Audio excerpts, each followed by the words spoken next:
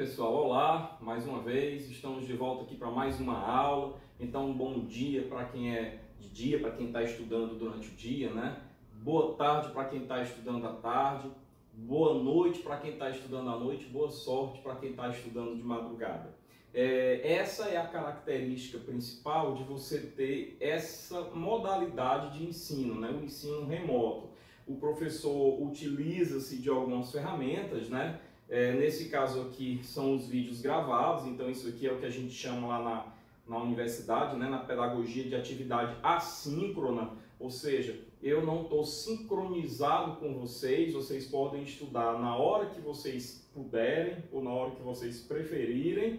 E nós temos as nossas atividades síncronas, que são os nossos encontros virtuais via Google Meeting, né?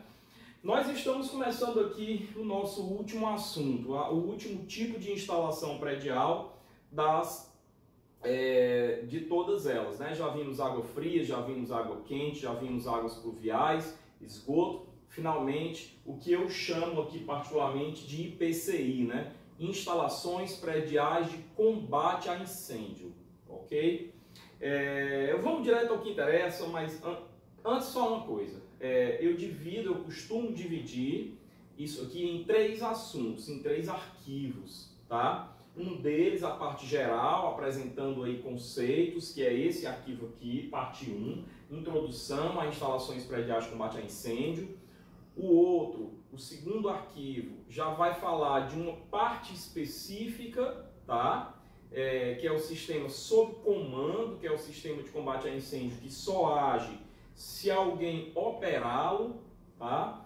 E finalmente o terceiro arquivo é o arquivo que vai tratar de instalações automáticas de combate a incêndio, que são aquelas que não precisam que ninguém as opere, basta o início de fogo, fumaça, aumento de temperatura, que essas instalações já começam a funcionar por si só. São os sprinklers, né? São as redes de chuveiros automáticas, tá certo?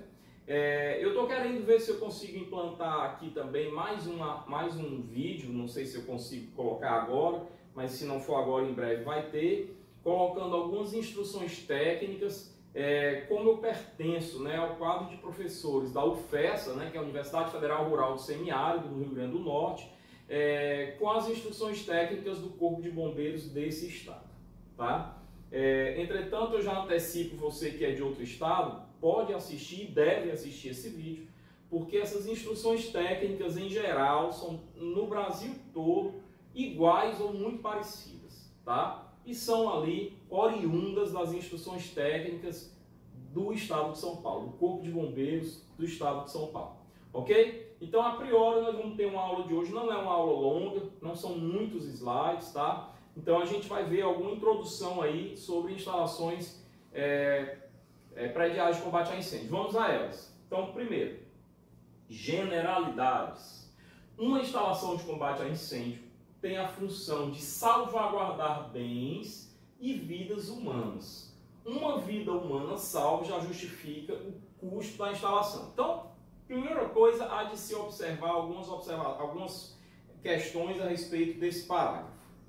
Para o direito, um bem não é só aquele que é tangível, não é só a coisa, móvel ou imóvel. Um bem não é só um carro ou um móvel dentro de casa. Um bem também é a sua vida também é um bem. Para o direito, a vida também é um bem. Aliás, é o mais precioso dos bens, porque você só perde uma vez, né?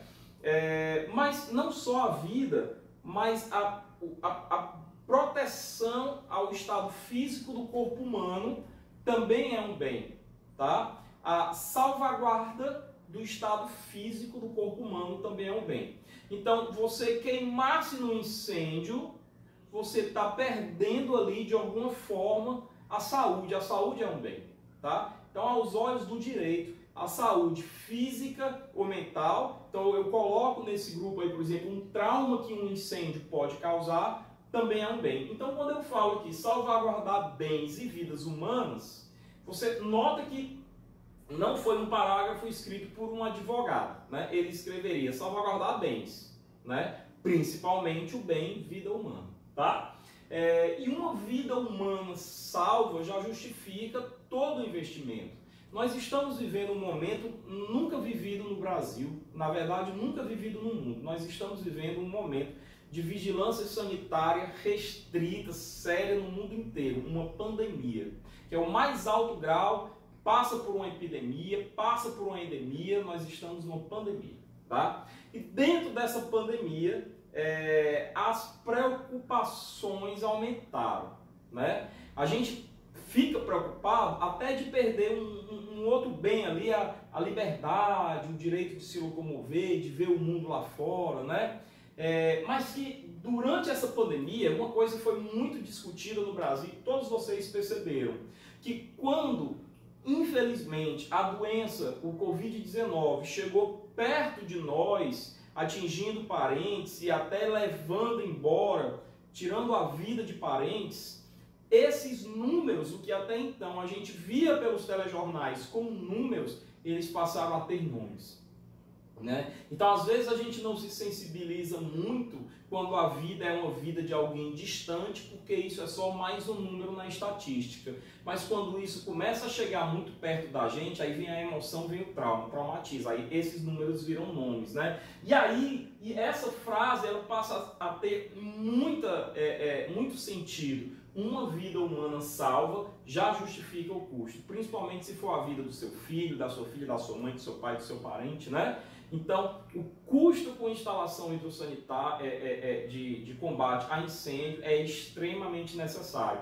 Até antecipo que é uma instalação que você quer fazer, quer deixar lá para nunca precisar usar, né? Então, ela tem essa característica de ser uma instalação que está lá, mas de preferência para você nunca utilizar, né? E aí é que está o problema. Então, muita gente, construtores, né? Construtores que não são sérios, que não são engenheiros, por exemplo, né?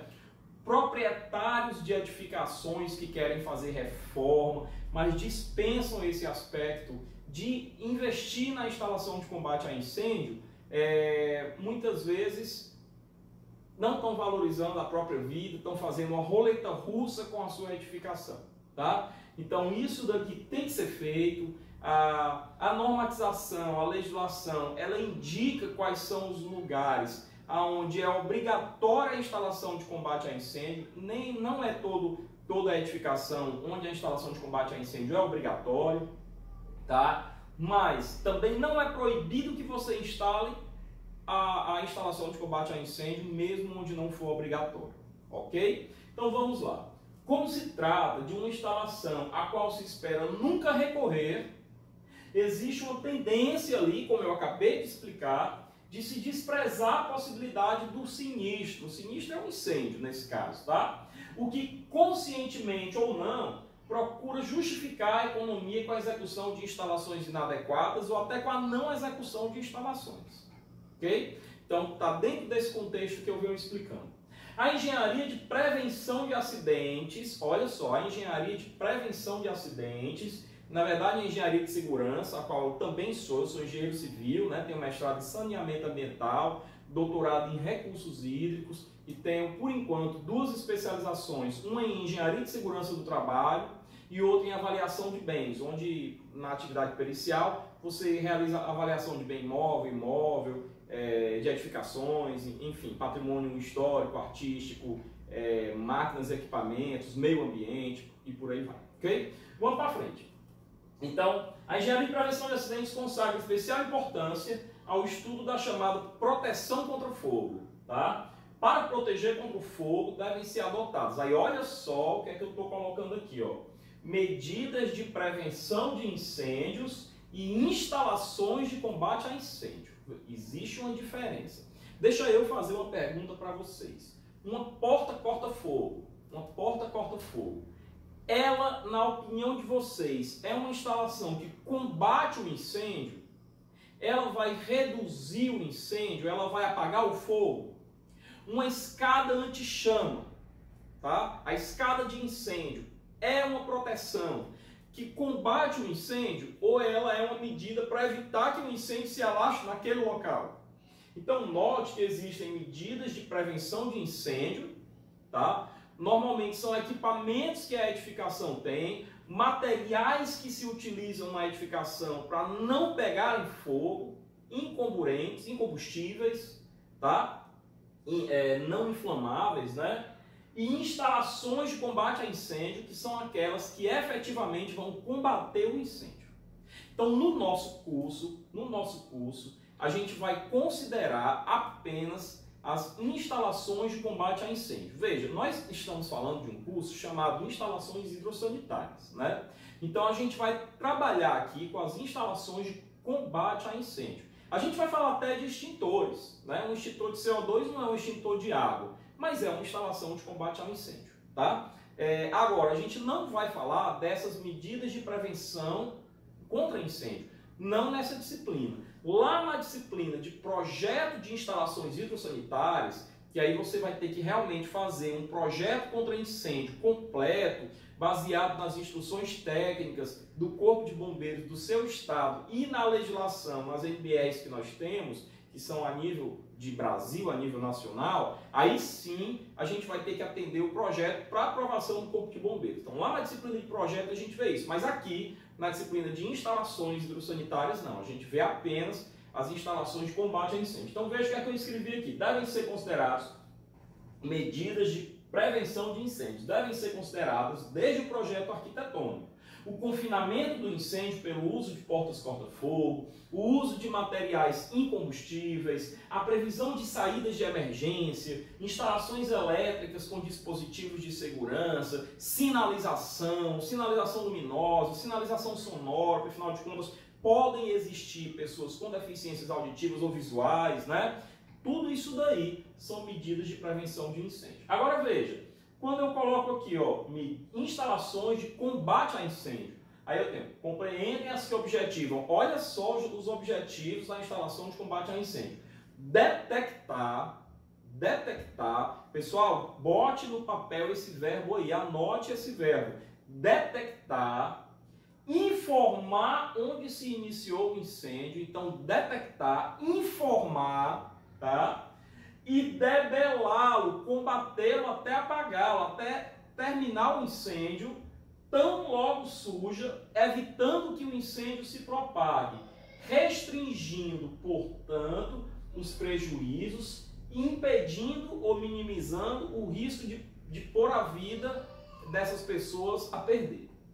Ok? Então, olha só os três verbos. Detectar. Professor, quer dizer que nós vamos ver nesse curso equipamentos do sistema de combate a incêndio que detectam o fogo. Sim, tá?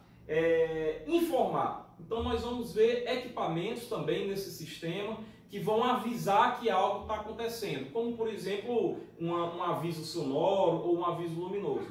Também. E debelá-lo, combater. Aqui é a instalação hidráulica propriamente dita.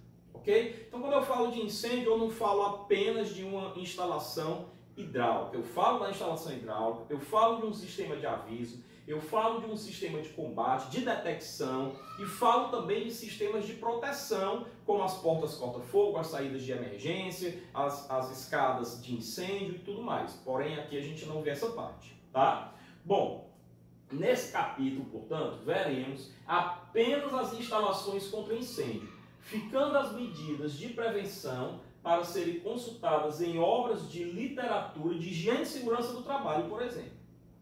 Tá? Ou lá na disciplina de projeto de instalações hidrossanitárias. Ok? Então vamos lá. Notem que essa aula, ela, antes daquele slide, que costuma ser o primeiro slide da aula, que já cita qual é a norma, eu já coloquei um primeiro slide explicando essa diferença entre prevenção e combate a incêndio. Tá? Porque esse slide é norteador, ele vai deixar para a gente um norte do que a gente vai estudar, tá? Mas nesse segundo slide aqui a gente coloca, ó, esse daqui é o conjunto de normas que a gente estuda para incêndio. Note que aqui nós temos uma diferença gritante em relação a todos os outros conteúdos. Todos os outros conteúdos, eles tinham uma norma principal, uma norma única. Por exemplo, água fria, a NBR 5626, né? Esgoto, a NBR 8160. Águas pluviais, a NBR 10844, água quente, a NBR 7198. Agora, existiam até algumas outras NBR auxiliares, por exemplo, NBR para fabricação de tubulações e tudo. Mas, para incêndio, eu não posso tratar simplesmente por uma única norma. Por quê? Porque o combate ao incêndio é atribuição do Corpo de Bombeiros. E o Corpo de Bombeiros é uma unidade da Polícia Militar do seu estado, tá? Portanto, cabe ao Estado legislar e proteger contra incêndio, tá? Então, cada estado tem sua normatização, né? Então, nessa disciplina, a gente foca um pouco na normatização do estado do Rio Grande do Norte. Mas é possível que o estado do Ceará, vizinho da Paraíba, do outro lado, que o estado de São Paulo tenham legislações diferentes. Embora, como eu já falei no início do vídeo, a maioria traz legislações muito parecidas, semelhantes à legislação, às instruções técnicas, ITs, tá? Do estado de São Paulo. Ok? Então vamos lá. A primeira NBR, a NBR mais usada, tá? Em termos de NBR, é a mais usada, é a 13714, tá? Que trata de instalações hidráulicas contra incêndios. Ela é totalmente norteadora para a nossa disciplina. NBR 13714. Uma outra NBR 10897, que trata a proteção contra incêndio por chuveiro automático. Chuveiro automático, pessoal, são os sprinklers, tá? Depois nós temos a NBR 14100, proteção contra incêndio, símbolos gráficos para projetos. Então eu tenho uma NBR só tratando de símbolos gráficos para projetos de proteção contra incêndio, tá? Agora, olha o que é que eu tenho aqui, ó. Instruções técnicas que são estaduais, portarias, normas específicas para gás, para subestação, para tudo isso, tá? Então note que eu tenho aqui um conjunto normativo maior do que simplesmente uma única norma norteadora. Então cabe a você que vai militar, que vai trabalhar com um projeto de combate a incêndio em um determinado estado, conhecer mais a fundo a legislação, o conjunto normativo desse estado. Ok? Passar para frente um pouquinho. Ao se projetar instalações contra incêndios, a principal condição para o êxito da extinção do fogo é a rapidez com que a instalação entra em funcionamento. Os primeiros minutos são decisivos, pessoal. Presta bem atenção no que eu vou escrever aqui, ó. Eu vou escrever esse termo, gostaria que vocês carregassem esse termo com vocês. Primeiro combate, tá? Primeiro combate. A proteção contra incêndio, ela tem a finalidade de dar o primeiro combate ao fogo. Então, professor, se eu tenho um incêndio que eu sei que vai durar 24 horas, eu tenho que fazer uma reserva para incêndio para combater o fogo durante 24 horas? Ora, se assim fosse, você teria que construir uma piscina olímpica de 50 metros e 8 raias em cima do seu edifício. E ainda assim, possivelmente você não teria água suficiente, né? Eu estou exagerando, lógico, dependendo do incêndio, para combater aquele incêndio, tá? Então a coisa não é bem assim. Na verdade, o sistema de combate a incêndio, a instalação predial de combate a incêndio, ela tem que ser eficiente. Eficiência tem a ver com rapidez, tá? E ela tem que ser eficaz. Eficácia tem a ver com a eficiência da remoção do incêndio, ou seja, com o fim, com a debelação do incêndio, tá? Então, uma instalação de combate a incêndio, ela tem que ser eficiente, ela tem que agir rápido, tá? E ela tem que ser eficaz, ela tem que encerrar o incêndio, tá? É lógico que incêndio é algo probabilístico, não é algo determinístico, né? Às vezes o incêndio já começa com a explosão de um botijão de gás, ele já começa muito grande. Aí fica muito difícil você realmente conseguir debelar, ou seja, obter a eficácia no combate ao incêndio. Mas você tem que procurar prever ao máximo possível as piores situações para colocar no seu projeto, ok? Então, esse primeiro combate é ali 15 minutos, é ali meia hora, são os primeiros minutos, na verdade, tá? Se você permitir que o incêndio ultrapasse esse tempo do primeiro combate, 15 minutos, 20 minutos, meia hora, e esperar que o caminhão de bombeiros chegue, dificilmente você vai evitar prejuízos grandes. Dificilmente você vai evitar prejuízos grandes, tá? Nós já tivemos incêndios gravíssimos aqui no Brasil, no estado de São Paulo, na cidade de São Paulo, na verdade, o edifício Joelma, o edifício Andraus, né? Tivemos situações seríssimas com incêndio, vindo ao desabamento, né? Mais recentemente, um edifício no centro antigo, no centro velho de São Paulo, eu esqueci o nome desse edifício, mas há 2, 3 anos atrás também foi um caso que ficou super famoso, o edifício desabou, tivemos imagens ao vivo, onde o rapaz ele era ocupado por moradores de rua, esse edifício, né? Então, portanto, não tinha manutenção, não tinha nada, né? Vamos à frente, tá? Não sendo combatido prontamente, é pouco provável que o Corpo de Bombeiros evite danos maiores, apesar da grande qualidade moral da corporação do Corpo de Bombeiros, tá? Mas o Corpo de Bombeiros não é feito, não tem um botãozinho que aciona e ele se teletransporta para o local. Ele leva um tempo de deslocamento, nesse caminho pode ser que haja um engarrafamento, que eles fiquem presos no engarrafamento, pode ser que a distância entre o local do incêndio e a base do Corpo de Bombeiros mais próxima seja muito grande, né? Então, existe um lapso de tempo aí entre o momento que eles são acionados e o momento que eles chegam, tá? E ainda existe um lapso de tempo também para que eles façam as conexões de mangueiras, de escadas e tudo para poder iniciar o trabalho deles, né? Então, há aí uma questão, uma perda de tempo natural que quem tem que evitar essa perda de tempo é a instalação predial, ok? A instalação, portanto, ela tem também uma função secundária, olha só, de auxiliar a ação dos bombeiros. Então, qual é a principal função da instalação de combate a incêndio? Fazer o primeiro combate, tá? Fazer o primeiro combate, ou seja, antes que o Corpo de Bombeiros tenha chegado, que ela, de preferência, tenha conseguido apagar o fogo, tá? Agora, caso ela não apague o fogo e o fogo permaneça até que chegue o Corpo de Bombeiros, ela também tem uma função de auxiliar, e nós vamos ver como, através de vários equipamentos e através de várias ideias no projeto, tá? Para que o Corpo de Bombeiros e seus equipamentos atuem na edificação, ok? Bom, vamos lá. Classes de incêndio. Então, entender combate a incêndio é primeiro entender o que é que gera o fogo, tá? O que é que causa o incêndio. Então, a gente tem aqui as classes de incêndio. Classe A, B, C e D.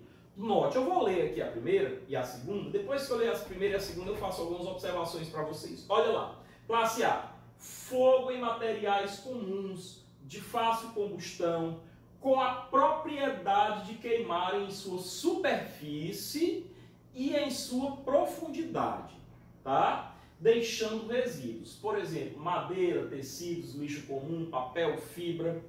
Esse, pessoal, é o incêndio que tem ali porque alguém descuidou, pegou fogo numa cortina, pegou fogo no colchão, uma cinza de cigarro provocou, um cigarro, né, uma centelha provocou, né? E aí vai queimar a madeira queima por inteiro, deixa o que? Resíduo, cinza, né? O tecido deixa o que? Resíduo, cinza, né? Então esse é o incêndio classe A. Eu gostaria de fazer uma pergunta para você.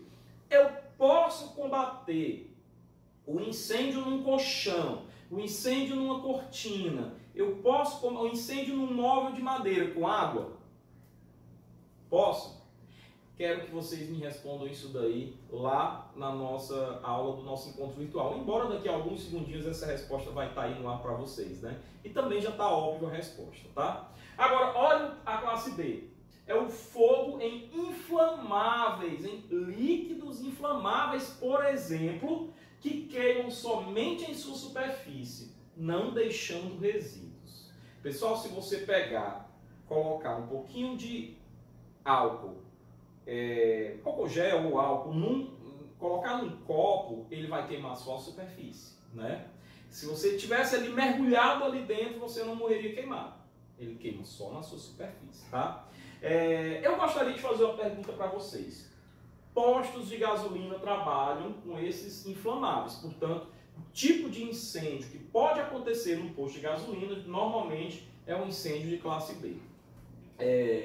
Eu lhe pergunto, eu estou abastecendo aqui o carro, né? A mangueira da bomba de combustível deixou vazar um bocado de alguns litros, 2, 3 litros de gasolina no chão do posto de gasolina. um perigo iminente, tá?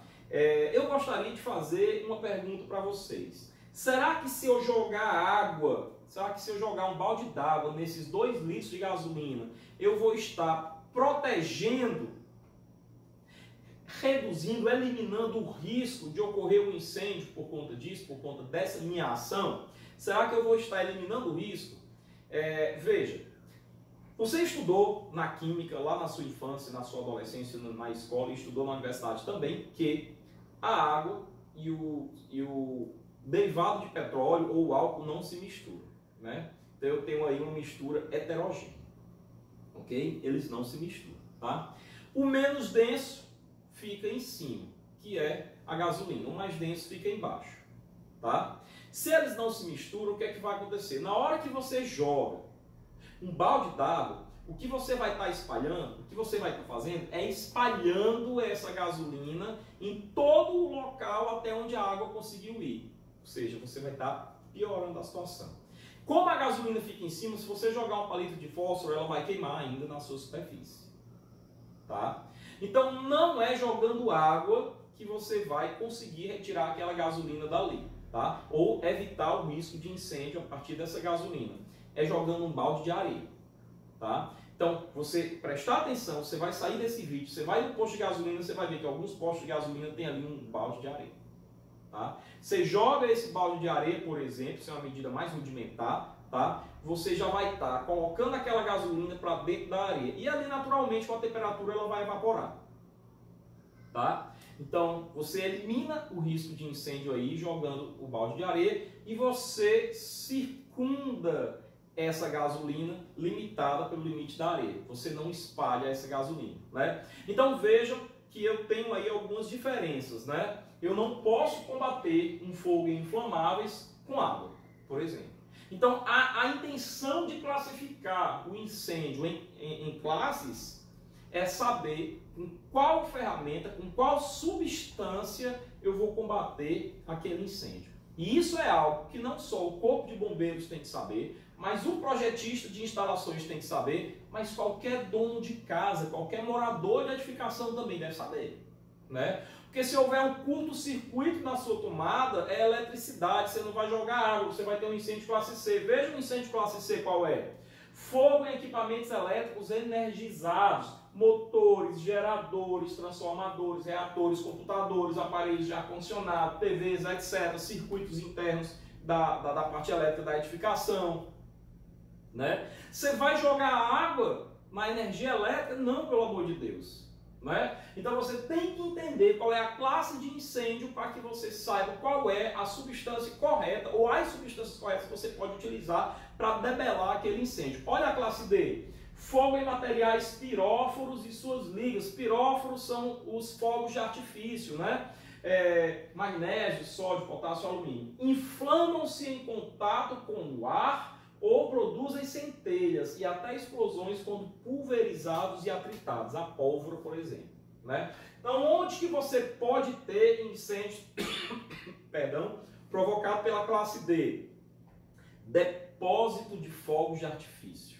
Você encontra muito isso no Nordeste, nas festas juninas. Você encontra muito isso no Brasil todinho, em períodos que antecedem um Réveillon, por exemplo, né? Muitos fogos de artifício são vendidos, né? Você encontra acidentes com fogos de artifício em galpões de torcidas organizadas, em paióis dos exércitos, das forças armadas, das polícias militares. Então você tem aí realmente esse risco da classe D. Note que são fogos provocados por substâncias diferentes, ou na verdade, incêndios com características diferentes que pedem cada um deles uma substância diferente para combater. Então, vamos aqui à frente. Natureza da instalação. Olha só. A escolha da substância que eu estava comentando agora, com a qual você irá apagar o incêndio, o tipo de instalação de combate a incêndio e o modo de executá-la dependem da natureza do material cujo incêndio se cogita debelar. Lógico. Se eu quero apagar o fogo numa cortina, eu posso usar água. Se eu quero apagar um fogo que começou por um curto-circuito numa tomada, eu não posso usar água, por exemplo. Tá?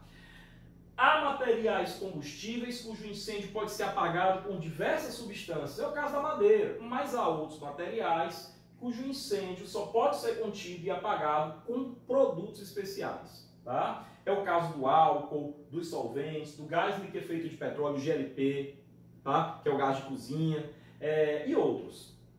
A tabela a seguir fornece elementos para a escolha dos meios de combate a incêndio em função dos produtos cujo incêndio deve ser extinto. Olha só, essa tabela ela não fala, ela grita, ela diz tudo. Olha só, eu tenho aqui as minhas 4 classes de incêndio e eu tenho aqui várias substâncias que eu posso utilizar para apagar o fogo, tá? Então, veja, incêndio de classe A, materiais sólidos, fibras têxteis, madeiras, papel, tá?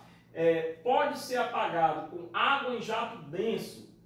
Pode. Professor, o que é água em jato denso? Vou fazer aqui na verdade, a água, pessoal, existem várias maneiras de se utilizar, nós vamos estudar todas aqui, de se utilizar a água para poder combater o incêndio. Uma delas é o jato denso. É você realmente pegar, você está aguando o jardim ali, você pegar a mangueira e jogar água num ponto, né? Isso é o jato denso. Com a mangueira de incêndio que tem um diâmetro maior e uma pressão maior, esse jato sai ali cilíndrico, né? Ele pode sair cilíndrico ou cônico, mas ele sai com a função de tocar a água no fogo e resfriar. O jato denso tem essa finalidade, de apagar o incêndio pelo resfriamento, através do toque da água fria no fogo. Tá? Ele age por resfriamento. Agora, veja, água em jato denso, extintores com carga soda, ácido ou líquido, tá? Isso daqui são as maneiras como eu posso apagar o incêndio classe A, tá? Agora, com espuma, a espuma é uma outra substância que nós vamos estudar aqui, tá? Não é água,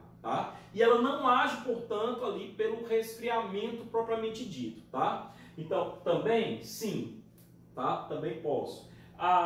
Também posso usar neblina de água. Olha, o que é a neblina de água? A neblina de água você pode entender como uma pulverização com água, tá? Eu não estou jogando a água ali dentro, tá? Eu não estou jogando a água no combate direto através de um jato. Eu estou criando uma espécie de, que a gente vê muito na nossa infância, né, os desenhos dizerem campo de força, mas eu estou criando um campo de proteção, né? Uma espécie de campo de proteção, primeiro, garantindo o resfriamento ali ao redor, né, onde ainda não foi tomado pelo fogo, e evitando, olha só como é que a neblina age, ó, evitando que o oxigênio penetre dentro dessa região, ou dificultando a entrada do oxigênio, porque ali você tem partículas de água o tempo todo.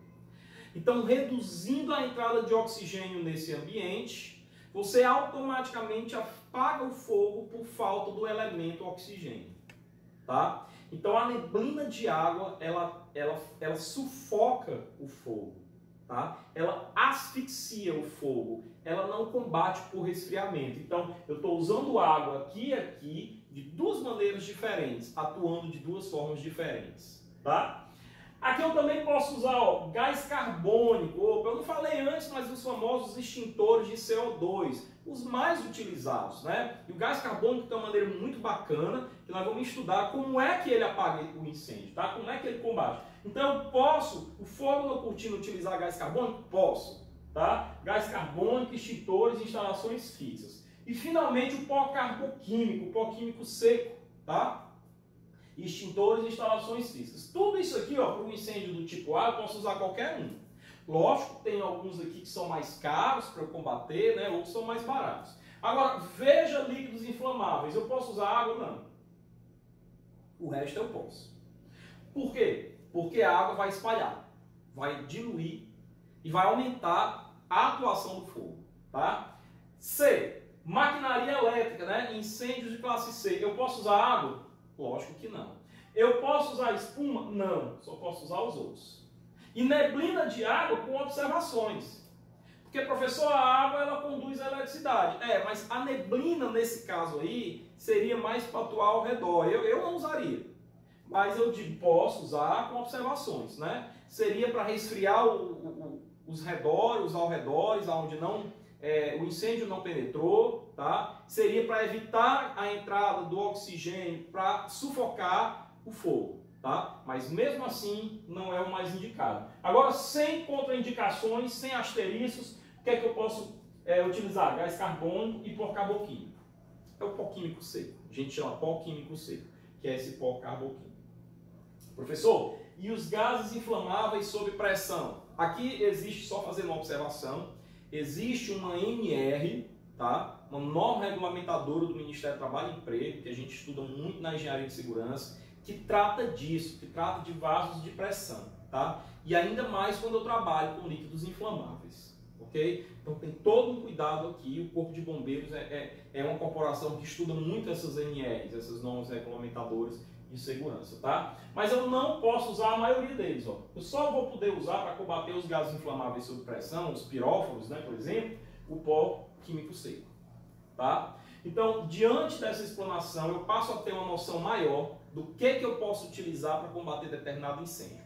Professor, começou um incêndio na minha casa, a minha reação automática é pegar um balde d'água, não reage. Pare 3 segundos, não é por causa de 3 segundos que o incêndio vai levar ou deixar de levar alguém. Pare 3 segundos, respire, procure analisar qual é a causa do incêndio. Você vai salvar muito mais vidas se você fizer isso. Procure analisar qual é a causa do incêndio. Procure analisar em alguns poucos segundos, logicamente, onde isso começou. Tá? Às vezes, se começou no equipamento elétrico, se você jogar água, você vai tomar um choque, vai falecer ali. Né? Então, às vezes, você não tem um extintor. Se você tem um extintor, você usa o extintor de gás carbônico. Se você não tem, tenta abafar, ligar para os bombeiros, manda alguém, ó, liga para os bombeiros enquanto eu vou tentar abafar isso aqui com um lençol. Né? Abre as janelas para poder, se já tiver muita fumaça, para você respirar. Né? Embora abrir a janela, o oxigênio entra, aumenta o fogo, então é muito delicado, não é uma coisa simples. Vamos para frente, tá? Água. Meio de combate através da água. Abundante, baixo custo, com grande capacidade de resfriar os materiais quando eu combato via jato denso, tá?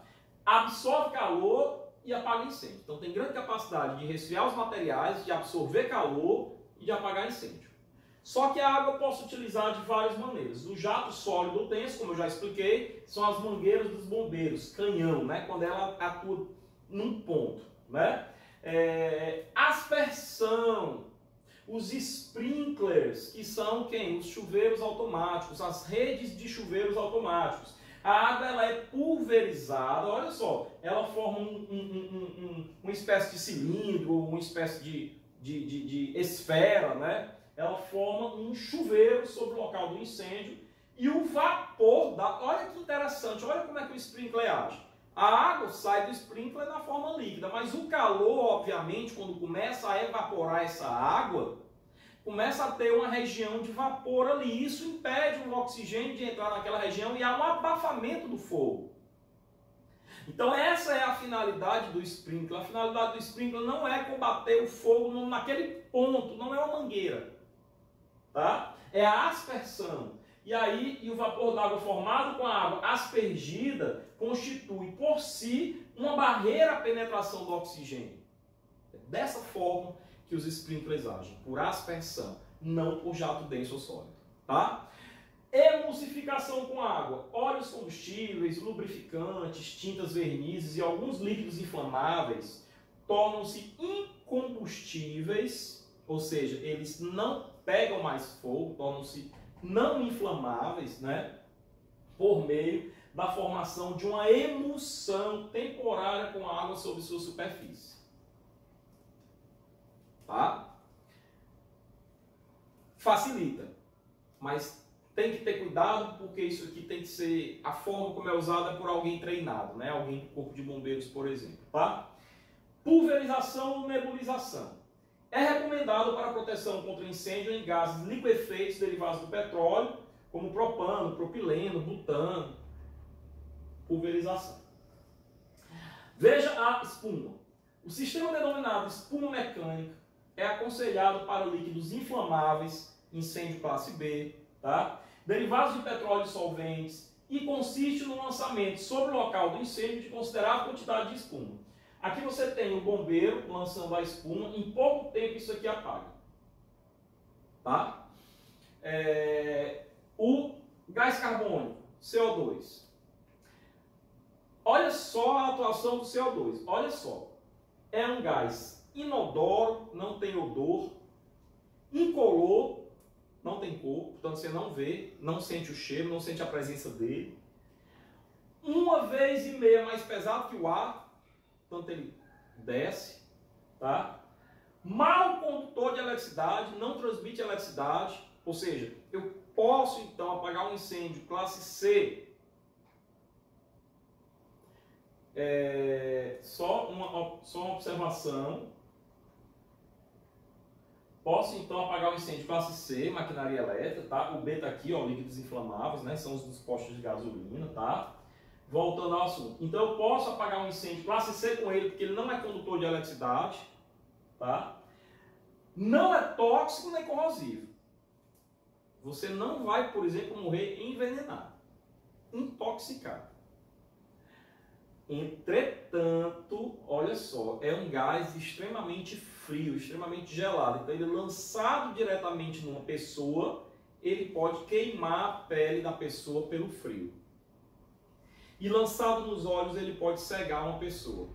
Então, aquela brincadeirinha que a gente vê nos filmes, né? Na minha geração tinha muito ali os Trapalhões, que era o Renato Aragão, o Didi Mocó. Eles tinham muito uma cena de jogar o extintor ali, o gás do extintor, né, nas pessoas. O que é uma brincadeira perigosa realmente, tá? Porque pode... Ah, mas ele joga nas pernas. Pode queimar a perna pelo frio. Tem pessoas mais sensíveis, tá? Ah, joga no rosto. Pode queimar, pode cegar, tá? Então ele diz, entretanto, pode causar morte por asfixia, porque ele bloqueia a entrada de oxigênio no local. Ele é gás carbônico, nós não respiramos gás carbônico.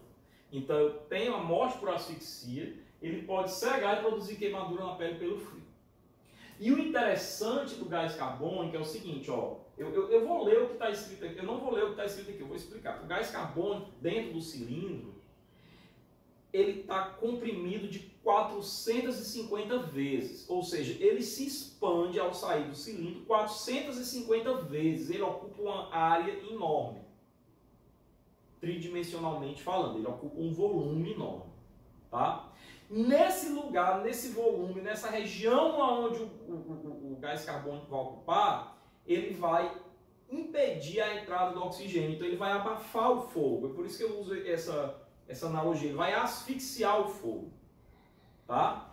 Então, o efeito produzido pelo gás carbônico na extinção dos incêndios decorre do fato de que ele substitui rapidamente o oxigênio do ar, né? Ele ocupa o espaço, fazendo com que o teor de oxigênio baixe ao valor com o qual a combustão não prossegue, apaga o fogo, ele asfixia o fogo, tá? Ao ser liberado no ar, seu volume pode expandir até 450 vezes. Onde que eu uso?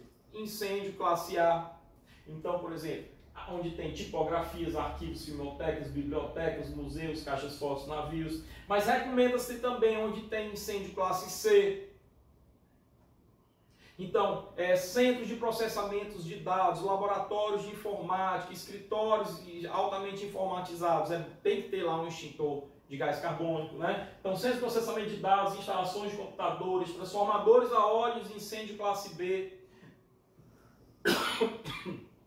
perdão, geradores elétricos, equipamentos energizados. Então, assim, é o santo remédio do incêndio, é o gás carbônico. Ok? Vamos para frente. E aqui eu tenho o pó químico seco. É fornecido em extintores portáteis, como você está vendo, está na mão do bombeiro, com mangueiras de até 10 metros. Empregado em indústrias, refinarias, aeroportos, fábricas de produtos químicos, é um produto mais caro, é um produto que requer cuidado, tá?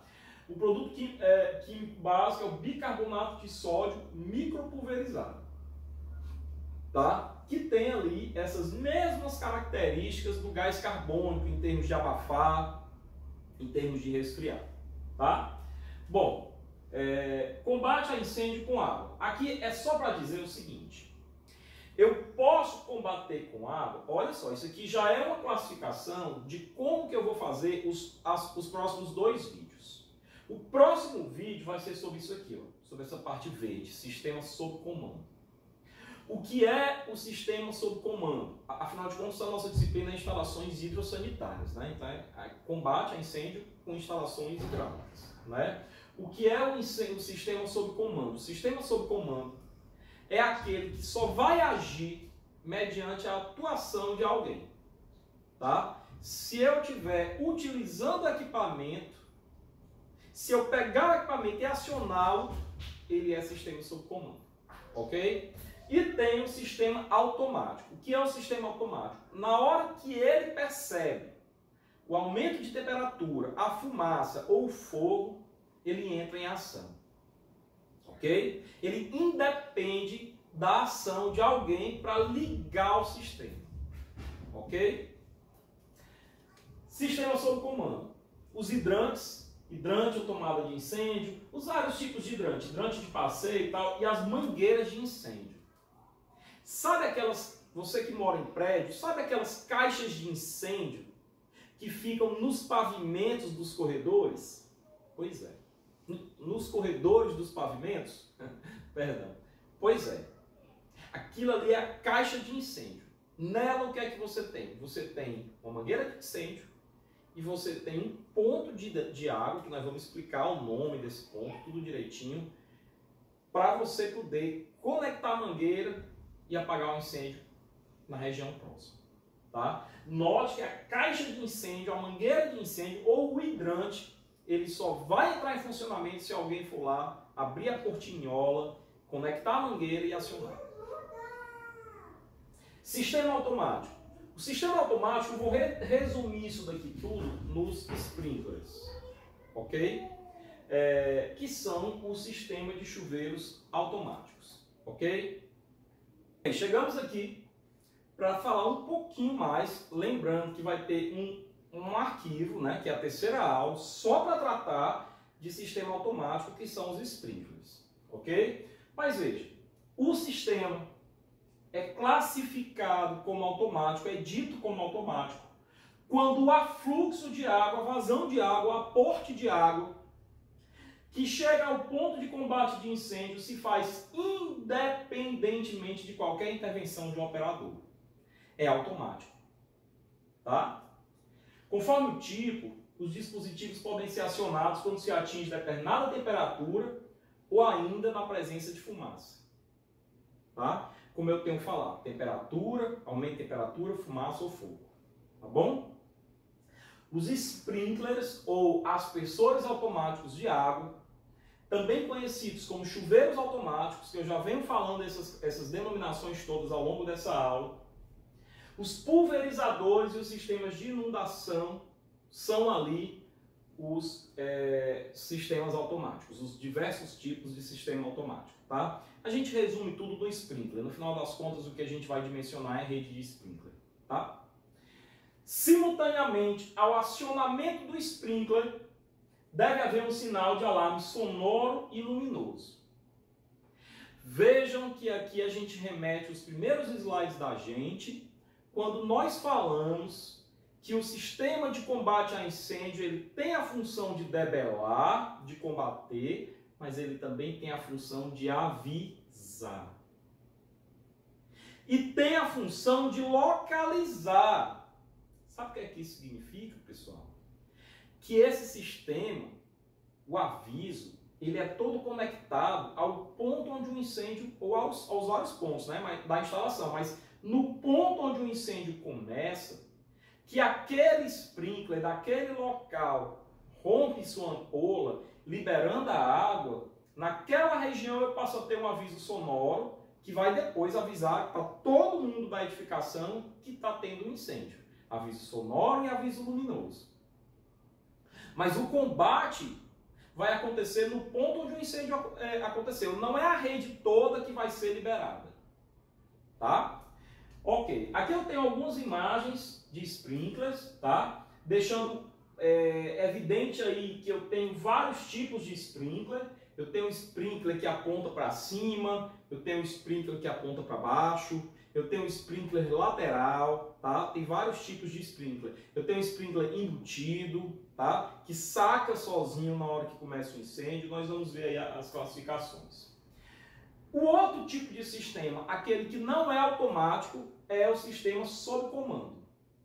Tá? É aquele que precisa, tá aqui, ó, o afluxo de água ao local do incêndio é obtido mediante manobras de registros localizados em abrigos e caixas de incêndio.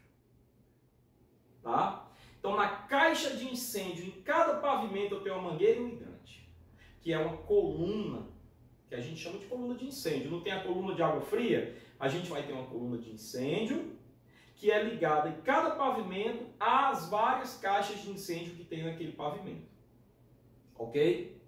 Bom, ou a gente pode ter uma coluna de incêndio para cada caixa de incêndio. Ok? Vamos lá. Então os registros abrem e fecham os hidrantes, que são as tomadas de incêndio, e permitem o uso de mangueiras. Tá? Esse sistema é utilizado de acordo com os códigos de segurança contra incêndio, que é exigido quando? Olha só, não é toda a edificação que precisa de sistema automático, ou seja, precisa de caixa de incêndio. Quando? A edificação possui área construída superior a 750 metros quadrados, menos que isso não há necessidade. Quando a edificação for classificada com risco C, aí nós vamos entender quais são os tipos de risco, não é agora, tá? Ou quando tratar-se de estação coletora de petróleo com volume armazenado superior a 200 metros cúbicos, ok? E aqui eu tenho um breve esquema sobre como é o sistema sob comando, tá? Note, tudo começa lá do meu reservatório superior, com as duas câmaras que a gente já conhece, né? Só que esse barrilete aqui não é mais o barrilete de água fria, nós estamos falando de incêndio. Então ele é o barrilete de incêndio. Ah, professor, tem dois barriletes? Tem dois barriletes. Tem um barrilete de água fria e tem um barrilete de incêndio, tá? Note que nesse barrilete de incêndio eu tenho uma válvula de retenção, diferentemente do barrilete de água fria. Nós vamos entender daqui a pouco, quando eu chegar no final do desenho, do esquema, qual a finalidade dessa válvula de retenção, tá? Mas aí o que é que acontece? Desce aqui a coluna de incêndio, tá? E essa coluna de incêndio dá em cada pavimento há um abrigo, há uma caixa de incêndio. O abrigo é a caixa de incêndio, aquela que você abre a portinhola, né? Tem lá uma mangueira e uma saída d'água. Você conecta e apaga o incêndio, tá? Só que descem os pavimentos e depois, ao invés dessa coluna de incêndio morrer aqui, ela prossegue até o térreo, desce enterrada aqui até o lado de fora. Lá fora, pessoal, existe um hidrante de passeio, que é uma tampinha no chão com uma chave que só o corpo de bombeiros tem. É uma chave específica, não é chave dessas quaisquer, de porta. Só o corpo de bombeiros tem. Ele abre essa chave. E isso serve para quê? Ó, imagine o seguinte cenário.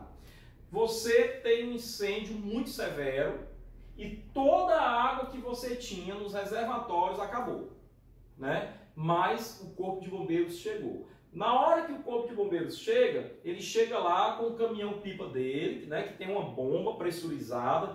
Esse caminhão de pipa, ele vai abrir essa tampinha aqui, vai conectar a mangueira do caminhão-pipa, tá, a essa caixa aqui, fazendo com que a água sob pressão venha e faça o sentido contrário, e indo até a caixa de incêndio que está combatendo o fogo. Supondo que o fogo aqui seja nesse pavimento, né? Só que fica a pergunta, professor, o que é que impede do fogo vir para as outras caixas de incêndio? Nada, ele vai, mas as caixas de incêndio não vão estar acionadas, ninguém vai estar usando, você só vai estar combatendo fogo naquele pavimento, né? Professor, o que é que impede dessa água vir até o reservatório? Vale ressaltar que é o seguinte, o reservatório faz parte da instalação predial de água fria, que é água potável, e que eu tenho a todo custo que evitar a contaminação de água potável. Então, o que é que eu faço?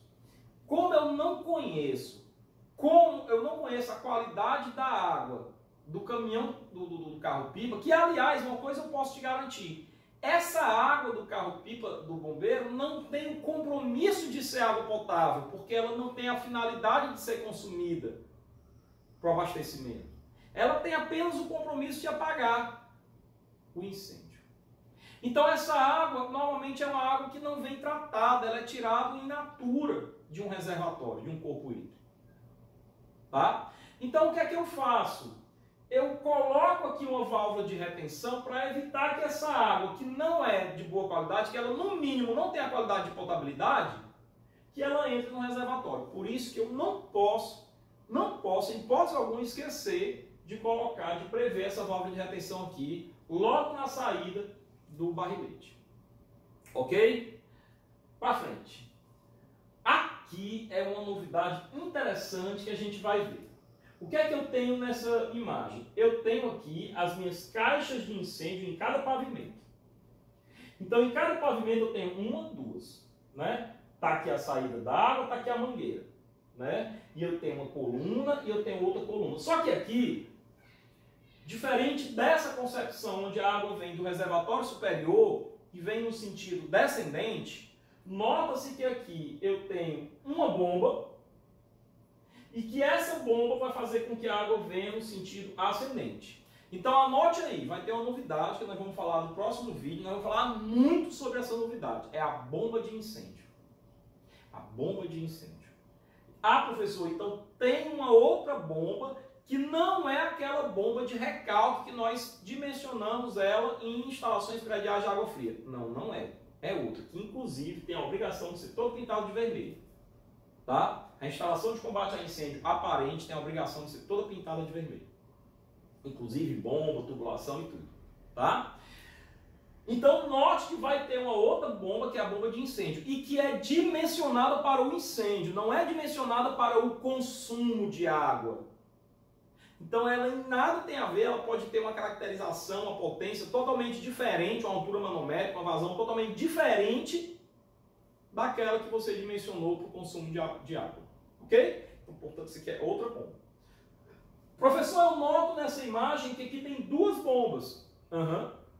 É porque você tem uma titular e uma reserva. Por enquanto vamos usar esses termos aí, tá? Na verdade, hoje em dia a gente dimensiona, a gente trabalha com 3 bombas, né? Tem uma principal, tem uma reserva, tem uma joker.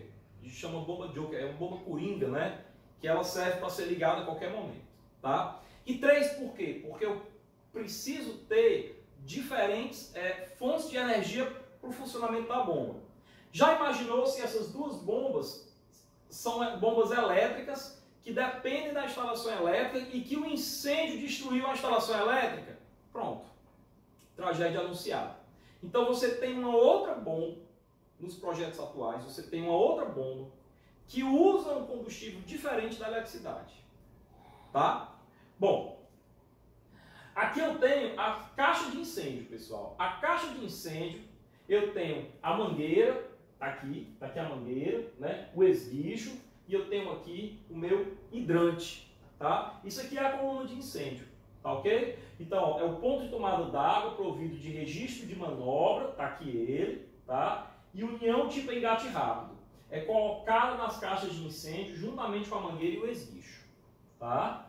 Aqui eu vou pular esse slide, porque esse slide é só mostrando detalhamento da caixa de incêndio. Mas eu preciso lhe falar uma coisa. Professor, qual é o comprimento da mangueira de incêndio? Olha, uma peça de mangueira de incêndio vem com um comprimento de 15 metros. Às vezes 15 metros não é pouco, 15 metros é pouco. Então vem 2 peças de 15, formando 30. Essas 2 peças não vêm engatadas. Por quê? Porque se o fogo for ali mais perto, você usa só uma. Se o fogo for mais longe, você engata uma na outra. Você usa 30 metros, tá? Então eu tenho 30 metros em 2 peças de 15. Professor, e aqui está escrito 10 metros em vermelho. O alcance do jato d'água, ele chega mais ou menos ali, nós vamos ver essa questão do alcance, mais ou menos ali a 10 metros. Então você teria 30 metros e mais 10 metros do alcance do jato d'água. Você teria 40 metros. Então você tem que dimensionar na área do seu pavimento tantas caixas de incêndio quantas forem necessárias até que cada uma tenha o alcance de qualquer ponto daquele pavimento. Ok? Bom, aqui eu tenho um modelo daquele hidrante de passeio, que é o hidrante de calçada, que eu mostrei para vocês lá no outro slide. Tá? Aqui eu tenho um hidrante de coluna, que é o hidrante público, que não tem a ver aqui com instalação predial, portanto é só para apresentar o hidrante. Tá? E aí, Isso ainda é sobre hidrante de coluna, portanto é público, não tem a ver com instalação predial, eu vou passar esse slide, tá certo? Aqui eu falo do comprimento da mangueira, e a mangueira ela é dimensionada, tá? Como assim, professor? O diâmetro da mangueira, ele pode vir em dois diâmetros, de 28 milímetros, né, que é 1,5 polegadas, e de 63 milímetros, que são 2,5 polegadas. Não se preocupe, nós vamos aprender a dimensionar isso, tá? Bem direitinho. E o diâmetro do requinte, que é essa peça aqui, também é dimensionada em função do diâmetro da mangueira. Ok? Então nós vamos aprender a dimensionar o requinte e a mangueira. Então aqui eu tenho um esguicho, tá? Esse esguicho é um esguicho cilíndrico, ideal para jato em forma cilíndrica, tá? E aqui eu tenho um esguicho cônico, com requinte na ponta, tá? Então ele coloca aqui, ó, as mangueiras devem ser guardadas em abrigos, que são as caixas de incêndio, né? Para proteger das pessoas, das crianças e tal, junto ao respectivo hidrante, onde é a saída ali da coluna de incêndio, tá? Para facilitar o seu uso imediato. Em cada abrigo, 2 lances de mangueira de 15 metros. Ok? O requinte, que é essa peçazinha, é a cabeça, literalmente, né? É a ponta, é a extremidade do esguicho, tá? O requinte adaptado à extremidade do esguicho tem a função de dar forma cilíndrica ao jato. Ele muda a forma do jato d'água, tá? Então, essa aula é uma aula onde a gente apresentou aqui conceitos básicos, tá? Eu já estava nesses últimos slides aqui, entrando um pouco ali no sistema automático. O próximo vídeo vai ser o vídeo onde a gente vai dimensionar na íntegra o sistema automático. A gente vai dimensionar coluna de incêndio, bomba de incêndio, quantidade de caixas de incêndio e tudo mais, ok? E no terceiro vídeo a gente vai ver o dimensionamento das redes de sprinklers, ok? Então deixo um forte abraço para vocês, salve a